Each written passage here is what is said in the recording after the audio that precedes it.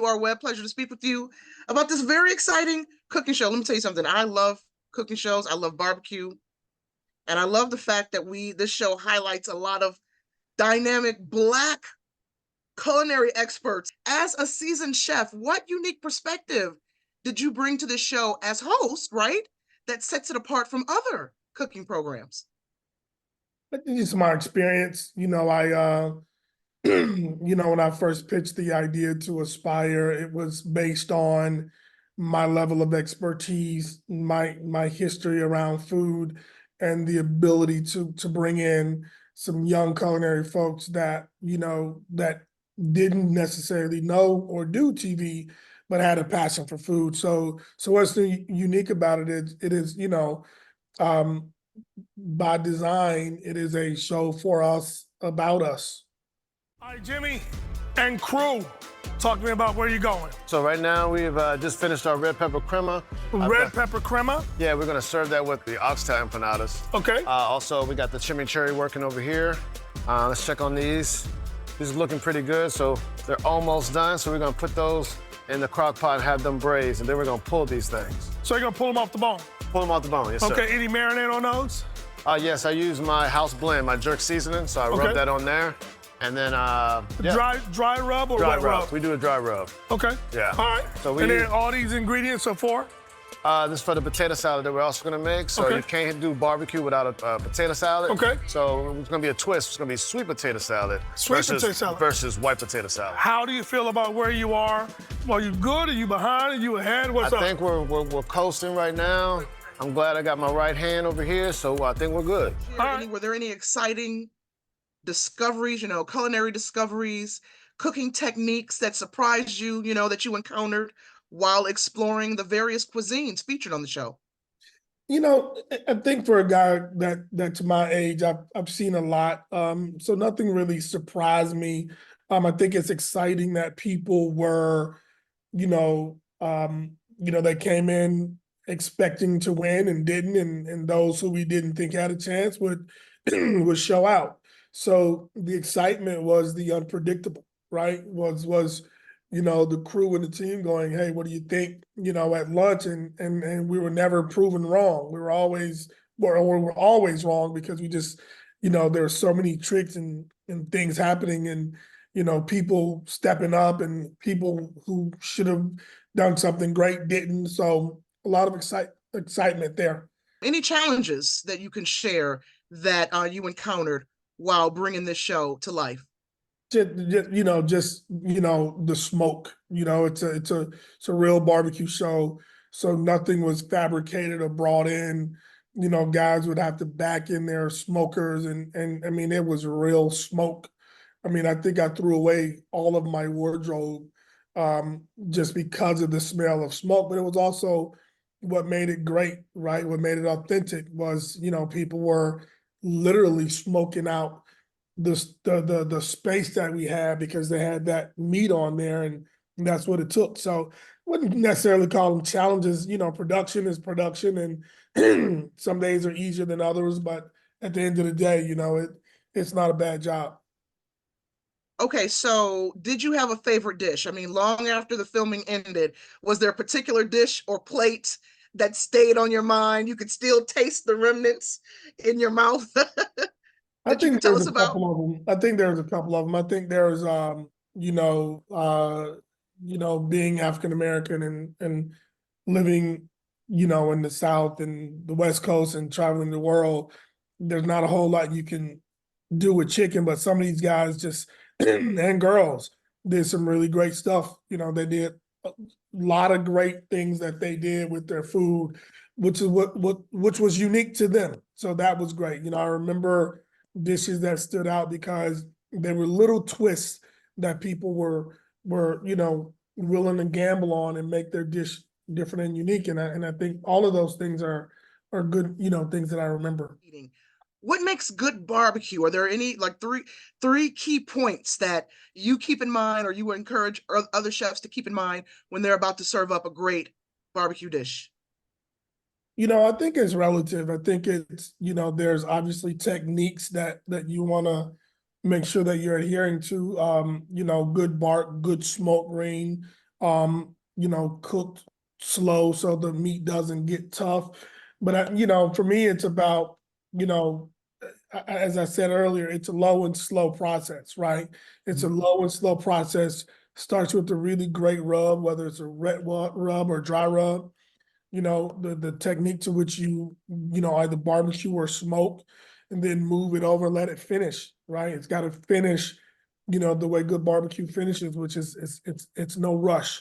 And of course, with the increasing popularity of food-focused programming, what do you think sets Hustle, Sizzle, and Smoke apart from other shows? And how do you think it contributes to the broader landscape of culinary entertainment? I think TV is like anything else. There is a structure. So there's always going to be similarities to, shows wherever they are, because there's just a format that you have to follow. What makes our show unique, it is for us, by us, and, people who would not typically get that opportunity, has that opportunity, and no one failed, right? No one let the big lights, get them sent home. Everybody brought their A game, so it will contribute to the larger landscape, because people should be more aware of African Americans in culinary, and they should not just be aware of it, but they should be aware of it and prepared to enhance it. Right? It shouldn't be so difficult for, these 15 or 20 Black culinary folks to be on my show or our show. They should be able to get on any show, right? But it's a difficult task for whatever the reason. I don't know why. But the contributions are real, right? These people, they cook, blood, sweat, and tears is what they do for real.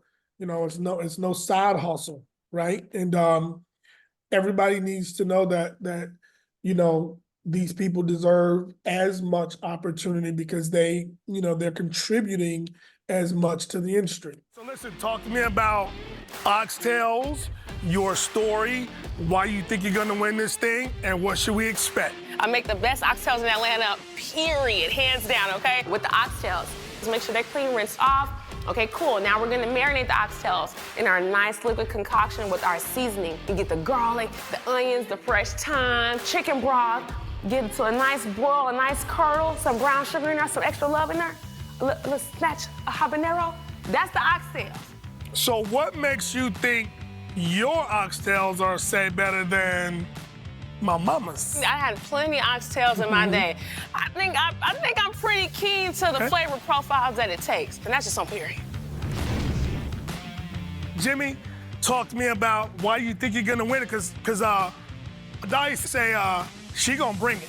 So what's up? I mean, that's cute. I've had many compliments with my oxtails, so I felt really comfortable doing that. Put it on the grill, we seared them off nice. For sweet potato, we made it just like a Southern-style potato salad. A little bit of eggs, relish, onions, celery, a little bit of love and seasonings. We just mix it all together and serve it chilled. We're gonna bring the heat because I do Caribbean fusion, so I'm very familiar with the oxtail, so I'm feeling real confident and I'm ready to throw down.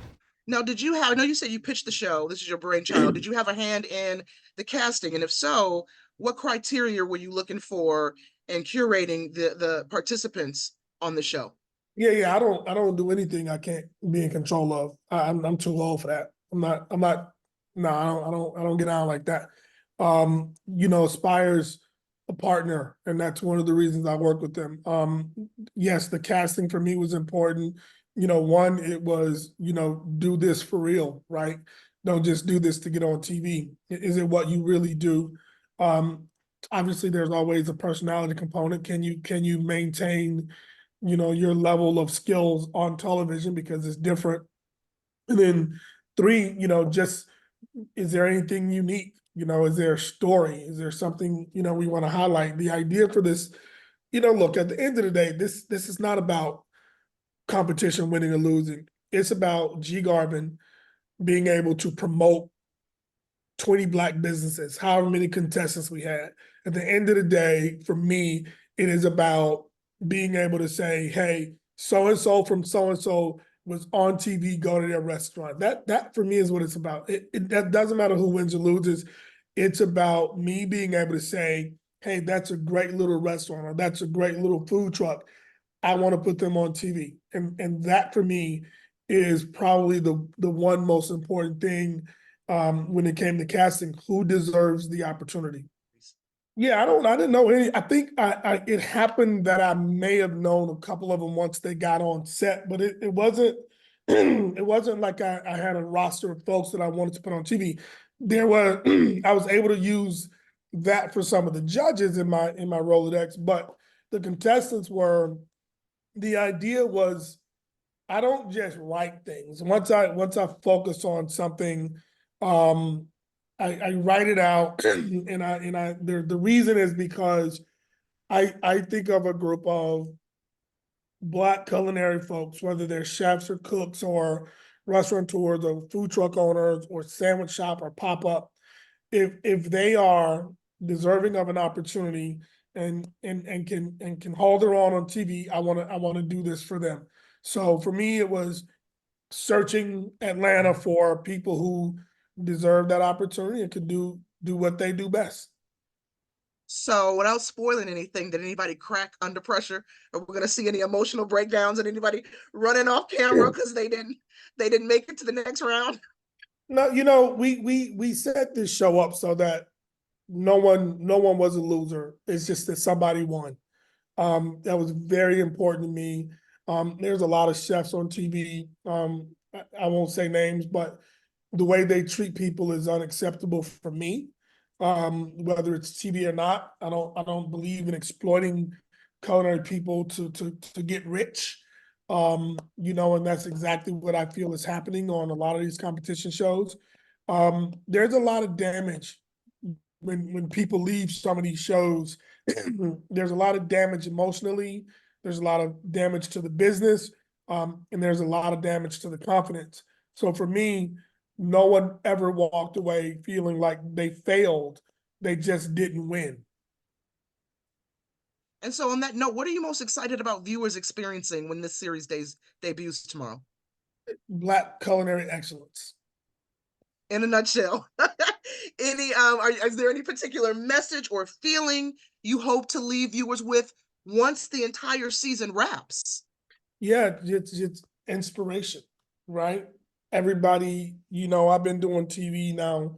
I mean, it's really funny how I'll see people and they'll go, hey man, how you doing? What you doing nowadays? Like, they have no idea what my life is like, because I'm behind the camera. The message in the end, what I want people to realize is, if you can see it, you can do it, right? Right? If you have a dream, you got to keep your foot on the gas. Every possibility of winning is there when you keep your foot on the gas, and no possibility is there when you don't. Man, what 3 words would you use to describe your new Aspire TV show? It is, it's the hustle, it's the sizzle, and it's the smoke, right? That name is not by, it wasn't happenstance, right? There's the hustle, right? That's my life. It's a tattoo on my leg.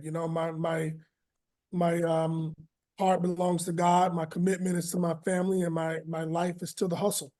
And that's what it is: the hustle, the sizzle, and smoke. Black excellence.